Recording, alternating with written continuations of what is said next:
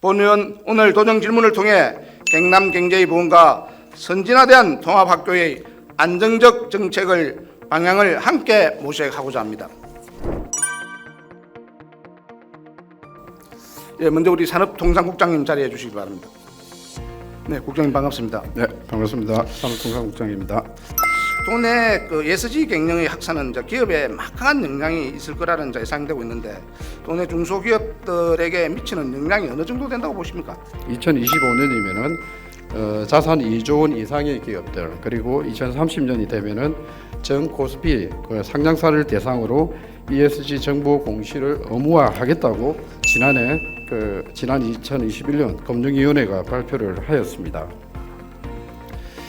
그래서 중소기업 입장에서는 굉장히 큰 부담으로 다가오는 게 사실입니다. 그렇지만은 장기적으로는 기업 경영의 어떤 투명성 확보라든지 또 지속 발전 가능성을 담보해서 국제적인 글로벌 경쟁력을 확보하는 또 계기가 될 것으로 그렇게 예측을 하고 있습니다. 네, 방금 국장님 말씀대로 2025년 되면 자산 2조 원 이상 코비스 상장 기업들에 대해서는 이게 ESG 평가를 해서 이렇게 하겠다는 그런 국제적인 어떤 기구에서 말씀하셨습니다. 그래서 중소기업은 ESG에 대한 인식과 대비가 아주 미비한 상황에서 손실 리스크에 직면하게 될 상황입니다. 선제적으로 대응하지 않는다면 특히 이제 수출 기업에 이제 심각한 차질이 생길 거라고 보여지는데 이에 대해 우리 지자체의 역할이 뭐라고 생각합니까? 우리 도에서는 도내 기업이 ESG 환경에 선제적으로 좀 대비할 수 있도록 참여 분위기 확산과 그리고 기업 지원 정책을 통해 가지고 ESG 경영 조기 정책을 유도해 가고 있습니다. 특히 올해부터는 경남형 ESG 플랫폼 확산 계획에 따라서 정책 지원 그리고 기업 지원 ESG 경영 환경 조성 3개 분야에서 12개 사업을 단계적으로 시행해 나갈 계획입니다. 그리고 의원님께서도 작년에 말씀해 주셨듯이 이론화된 그런 정보 제공 측면에서는 포럼이나 세미나를 통해 가지고 지속적으로 기업들과 소통을 하도록 그렇게 하겠습니다. 경남도에서는 여러 가지로 이렇게 준비를 많이 하고 계신 것 같습니다. 그래서 지금 정부 부처나 합동으로 만든 K ESG 경영 가이드라인을 산업통상자원부에서 발표했고 또 한국의 ESG 기준원에서도 모범 기준의 방향을 제시하고 한국 기업 지배구조원에서도 ESG 평가 문항들을 내놓았죠. 지표들에서 제시한 주요 항목들과 중점 관리 사항들에 대해 준비해가는 현 시점에서 이루어져야 한다고 저희들은 보여주고 ESG가 하루아침에 성과를 낼 수 있는 것은 아니라고 봅니다. 그래서 현재 ESG 경영을 지원하기 위한 우리 경상남도 예산은 어느 정도 편성되어 있습니까? 아직까지는 저희가 좀 예산이 그렇게 많지는 않습니다. 그래서 한 1억 원 정도 현재는 그렇게 편성이 되어 있습니다. 예산이나 이런 부분들이 상대적으로 ESG를 이렇게 지원할 수 있도록 하는 사업에 대해서는 아주 예산이 미비하다고 저는 보여지거든요. 특히 ESG 중 이 분야인 환경 문제입니다. 환경 문제는 기후 변화와 코로나 등 국제적인 흐름의 산업 분야에서 가장 중요시하고 투자자나 소비자들이 가장 우선적으로 생각하고 있습니다. 국장님, 네. 지난달 도정 제안에서 산업정책국에서 예산을 확보해 달라는 요청이 있었던 것으로 알고 있는데 도에서는 어떤 계획을 가지고 있나요?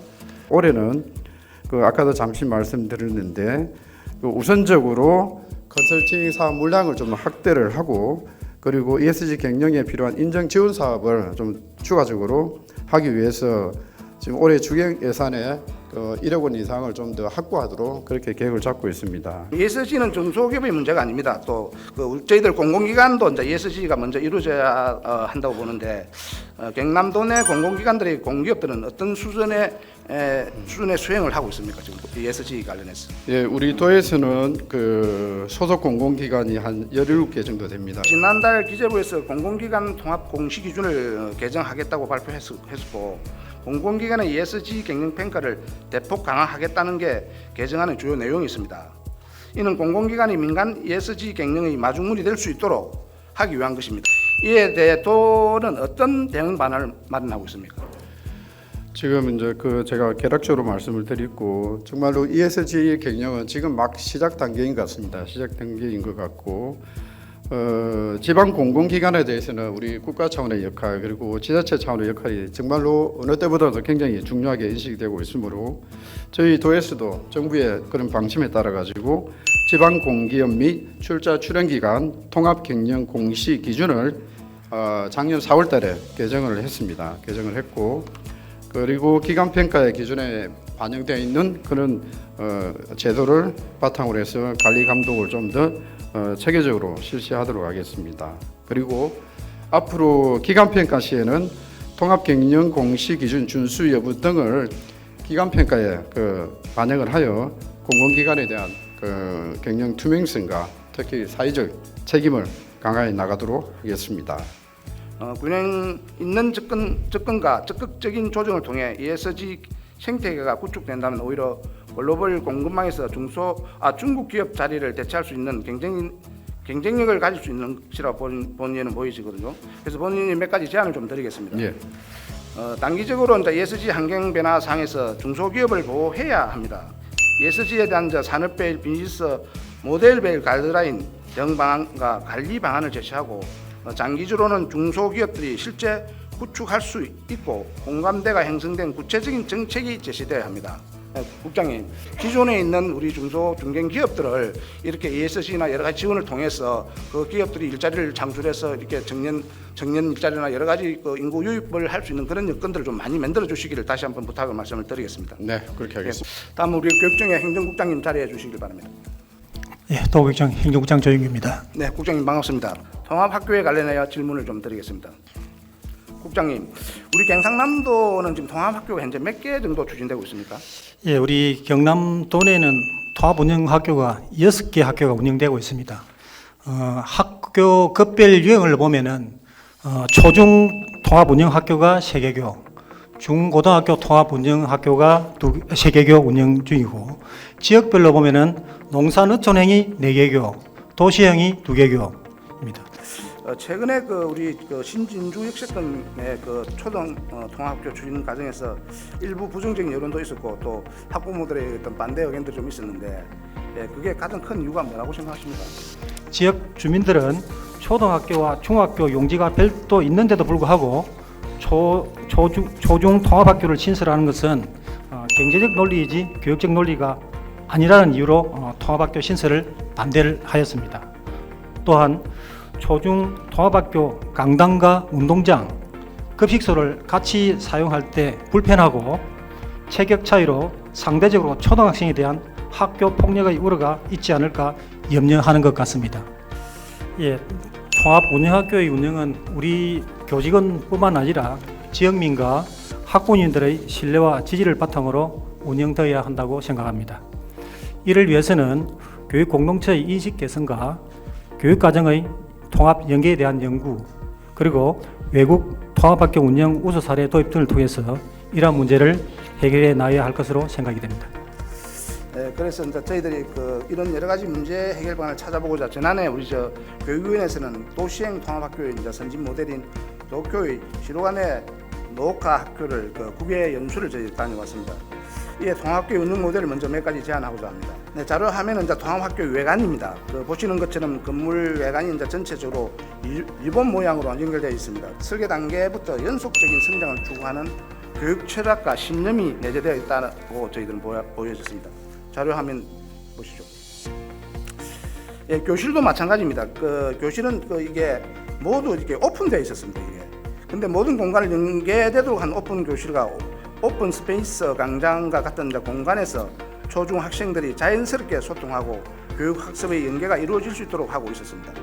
네, 국장님, 경남의 통합학교 운영 시스템과는 많은 차이가 있는 것 같습니다. 경남의 경우 이제 저학년과 고학년이 동선을 최대한 겹치지 않게 배치하고 있습니다. 그 이유가 뭐라고 보이십니까? 아직까지는 학부모님들이 학교 폭력을 우려해서 동선 분리를 원하고 있는 그런 상황입니다. 그 다음에 제가 질문 드리겠습니다. 경남의 통합학교는 시설의 공유가 비효율적이고 학교급이 다른 학생들과 이제 교류가 폐쇄적으로 운영되어 있어 행태만 통합이라는 문제들이 지적되고 있습니다. 통합학교의 바람직한 통합은 뭐라고 생각하십니까? 예, 바람직한 통합은 미래형 통합학교는 초등학생과 중학생들이 한데 어울려서 같은 공간에서 서로 성장을 돕고 소통하면서 사회성을 기르고 우리 경남 교육이 추구하는 자립과 공존의 가치를 같이 항유할 수 있는 통합이 되어야 한다고 생각합니다.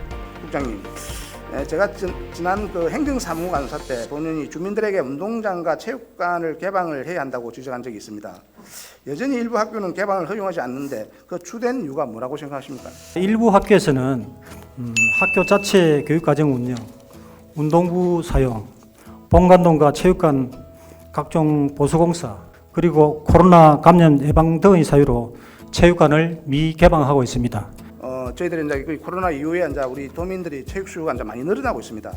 앞으로 그 학교장이나 그 운영위원회를 통해서 또 도민들에게 좀 개방될 수 있도록 적극 협조해 주시라는 말씀을 다시 한번 드리겠습니다. 예, 통합학교는 이제 교육 연한이 이제 길어지고 학부모 학교와 상호작용하는 지역 사회의 범위가 넓어짐에 따라 학부모의 학교 참여를 강화해야 이제 되고 지역과 장기적인 안목에서 교류하고 협력하여 상호작용할 수 있는 터전의 자리가 이제 필요하다고 보여집니다.